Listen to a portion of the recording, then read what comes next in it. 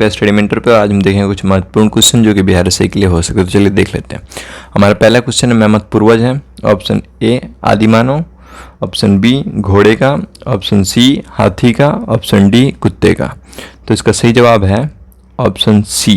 जो मैंने यहाँ पिक्चर डाला है वो आप देख रहे होंगे, ये मेमथ की पिक्चर है। तो इसमें बस फ़र्क इतना ही है कि इनके बड़े बाल हैं और कुछ लंबी टस्क हैं। तो चलिए देखते हैं इनके बारे में कुछ और बातें।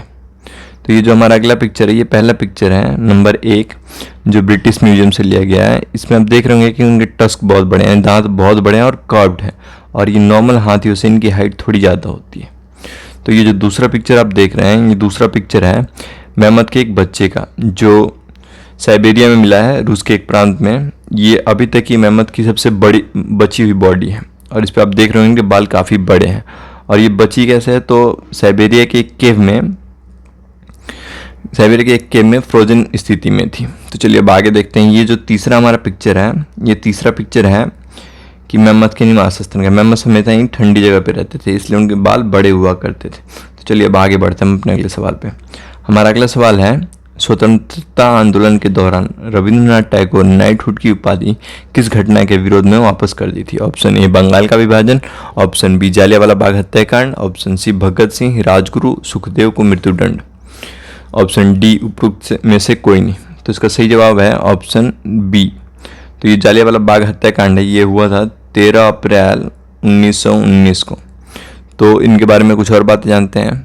तो ये जो आगे आप पिक्चर देख रहे हैं, आगे जो पिक्चर देख रहे हैं, ये रविंद्रनाथ टैगोर, और दूसरा लिखा है रविंद्रनाथ टैगोर्स प्रोटेस्ट, मतलब रविंद्रनाथ टैगोर का विरोध। तो इसमें जो लिखा है कि रविंद्रनाथ टैगोर ने मतलब कि ब्रिटिश शासन से निवेदन किया कि उनकी नाइटहुड की उपाधि से उन्हें मुक्त कर दी जाए। तो ये नाइटहुड की उपाधि क्या होती थी? नाइटहुड की उपाधि होती थी कि इसमें सर का टाइटल मिलता था, जैसे सर रविंद्रनाथ टैगोर। तो चलिए अब इनके बारे में कुछ और बातें जानते हैं। तो इनको ये नाइटहुड की उपाधि मिली थी 1915 में, और ये वापस कब कर दिया था? 1919 में। इनको मिली थी जॉर्ज फिफ्थ के द्वारा जन्मदिन के उपलक्ष्य में। चलिए आगे बढ़ते हैं अपने अगले सवाल पे। हमारा अगला सवाल है विक्रमशिला विश्वविद्यालय किस गांव में था? तो ऑप्शन ए है अतिंचक, ऑप्शन बी है बसार, ऑप्शन डी है चंदीमन, ऑप्शन डी है इनमें से कोई नहीं। तो इसका सही जवाब है ऑप्शन ए अनिंचक। तो आगे बढ़ते इसके बारे में कुछ और बातें जानते हैं। तो ये जो विक्रमशिला यूनिवर्सिटी थी, इसकी स्थापना हुई थी पाल वंश के समय पे, और ये नालंदा के साथ साथ एक बहुत ही बड़ा यूनिवर्सिटी था, विश्वविद्यालय था। तो इसके बारे में कुछ और बात जानते हैं। इसको डिस्ट्रॉय किया था बख्तियार खिलजी ने। चलिए अब आगे बढ़ते अपने अगले सवाल पे। हमारा अगला सवाल है भारत का सबसे लंबा राष्ट्रीय राजमार्ग कौन सा है?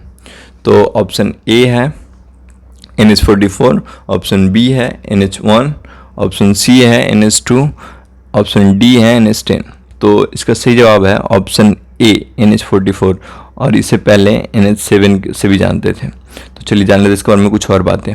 जो NH44 है, ये शुरू होती है अपने नॉर्दर्न टॉप से, यानी उत्तरी टॉप से, श्रीनगर से, और ये ख़त्म होती है अपने साउदर्न टॉप कन्याकुमारी में। तो इसकी लंबाई है टोटल 3806 किलोमीटर, और ये पार कहाँ से करती है ये देख लेते हैं। पहले ये जम्मू कश्मीर है, शुरू होती है, फिर आती है पंजाब, फिर आती है हरियाणा, फिर उसके बाद हरियाणा के बाद फिर उत्तर प्रदेश के बाद फिर मध्य प्रदेश के बाद ये आती है महाराष्ट्र के बाद तेलंगाना के बाद आंध्र के बाद कर्नाटक के बाद खत्म होती है तमिलनाडु में। तो चलिए बढ़ते हैं अपने अगले सवाल पे। हमारा अगला सवाल है भारत का पहला समुद्री राष्ट्रीय उद्यान कौन सा है? ऑप्शन ए रानी झांसी समुद्री राष्ट्रीय उद्यान, ऑप्शन बी समुद्री राष्ट्रीय उद्यान कच्छ की खाड़ी, ऑप्शन सी महात्मा गांधी समुद्री राष्ट्रीय उद्यान, ऑप्शन डी मन्नार की खाड़ी समुद्री राष्ट्रीय उद्यान। तो इसका सही जवाब है ऑप्शन बी समुद्री राष्ट्रीय उद्यान कच्छ की खाड़ी। तो यहाँ पे आप देख रहे होंगे लोकेशन भी दे रखा है। ये जो समुद्री राष्ट्रीय उद्यान है, ये कच्छ की खाड़ी में पड़ता है। तो चलिए इसका एग्जैक्ट लोकेशन भी देख लेते हैं। तो इसका एग्जैक्ट लोकेशन यहाँ पे है। तो इसके बारे में कुछ और फैक्ट जानते हैं। तो ये जो राष्ट्रीय उद्यान है, इसकी स्थापना हुई थी 1982 में। तो आगे बढ़ते हैं अपने अगले सवाल पे। हमारा अगला सवाल है परमाणु रिएक्टर में प्रयुक्त ईंधन है। चलिए देख लेते हैं ऑप्शन। तो ऑप्शन ए कोयला, option B petrol, option C जलने वाला गैस, ऑप्शन डी यूरेनियम। तो अब सारे इसमें सिंपली जानते हैं, इसका सही जवाब होगा ऑप्शन डी यूरेनियम। तो ये जो यूरेनियम होता है इसका सिंबल होता है यू, एटॉमिक सिंबल यू होता है और एटॉमिक नंबर होता है 92। तो चलिए इसके बारे में कुछ और जान लेते हैं। तो इसके बारे में मैं जैसे हमने पिछली बारी बात की थी कि इसका सबसे बड़ा उत्पादक है कजाकिस्तान। तो चलिए अब आगे बढ़ते अपने अगले सवाल पे।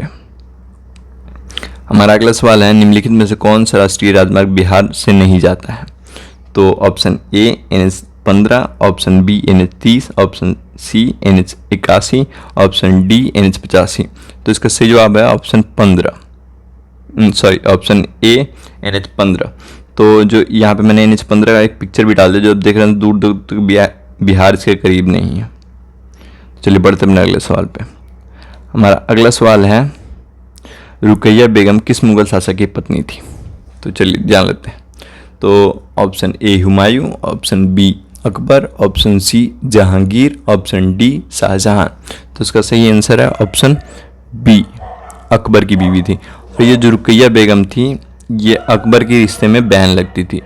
तो वो कैसे, तो इसके जो पिता थे हुमायूं, उनके भाई थे हसन मिर्ज़ा।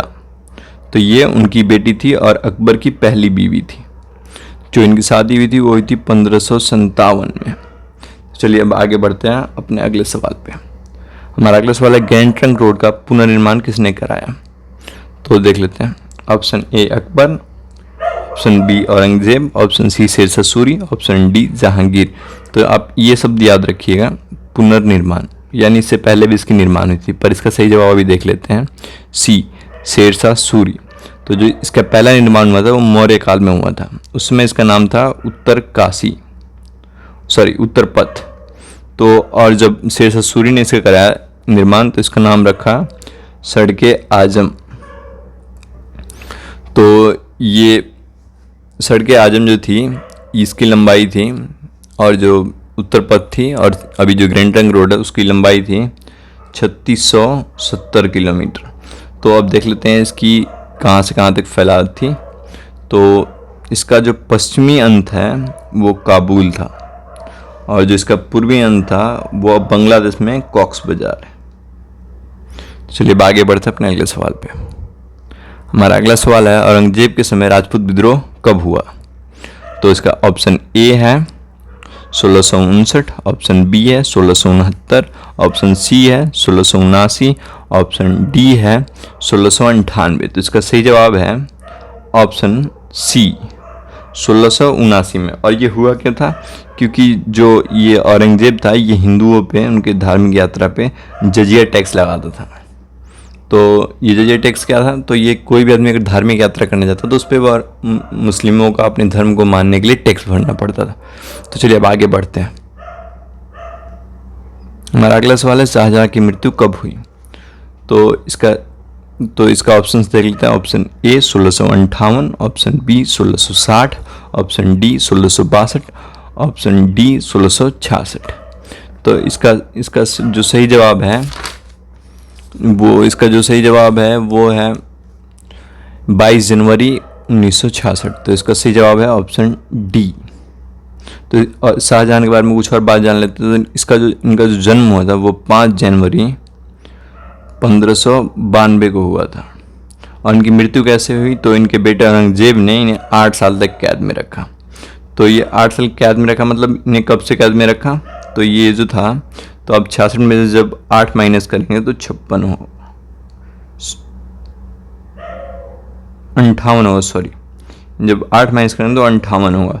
तो ये 1658 में जब औरंगजेब तख्त पे आया, पावर में आया, तो अपने पिता को कैद कर दिया आगरा फोर्ट में। तो वहीं इनकी मृत्यु हो गई। मृत्यु होने के बाद इनको जो दफनाया गया वो ताजमहल में दफनाया गया, इनकी बीवी मुमताज महल के बगल में। तो चलिए आगे बढ़ते अपने अगले सवाल पे।